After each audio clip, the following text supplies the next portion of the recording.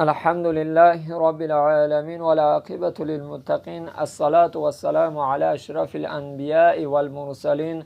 قال الله تبارك وتعالى في القرآن العظيم: استعيذ بالله شهر رمضان الذي انزل فيه القرآن.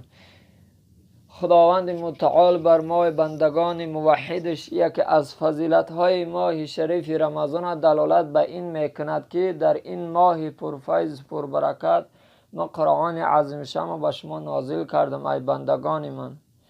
به همه خاطر برادران عزیز و مهربان قدردان، یکی از فضیلت‌های ماه مبارک رمضان این قدر داشتن این قرآن عظیم شان است.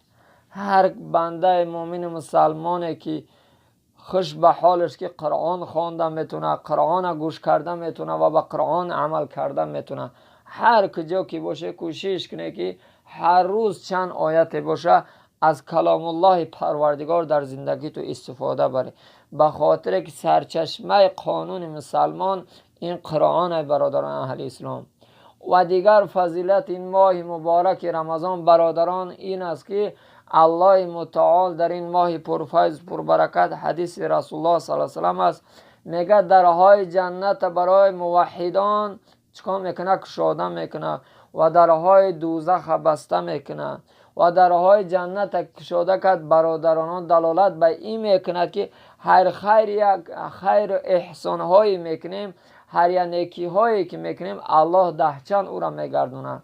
به همین خاطر این روزا را غنیمت بدونه، در این روزا توبه و ندامت و دعا و تضرع به سوی پروردگار زیاد کنه.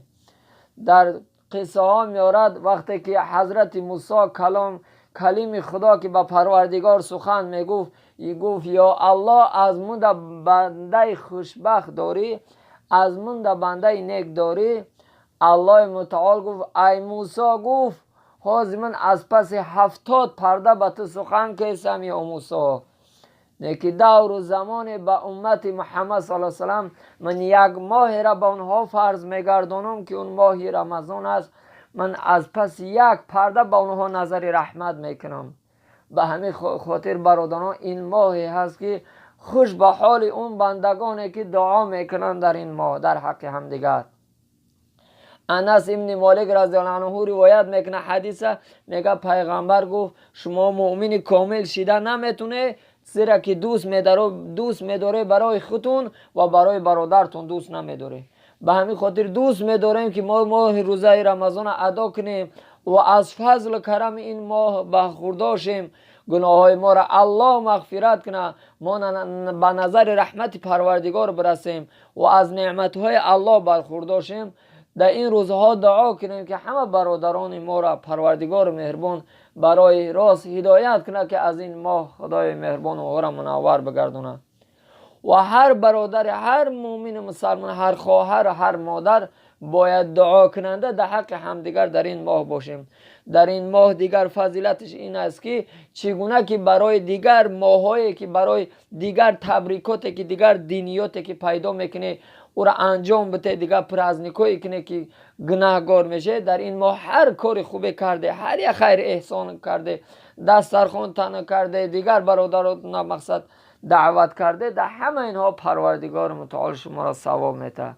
به همین خاطر کوشش کنه که در هر کجا که باشه، پیامبر گرامی اسلام میفرماید هر چیز به خودش زکات داره و زکات بنده مؤمن بدن انسان این رمضان است، این ماه شریف رمضان است که روزه بداره. زکات بدن این روزه هست. به همین خاطر هر کجا که باشه هم روزه بگیره و هم نیکی کنه و در حق همدیگر دعای نیک کنه. الله همه ما و شما را موفق بگرداند.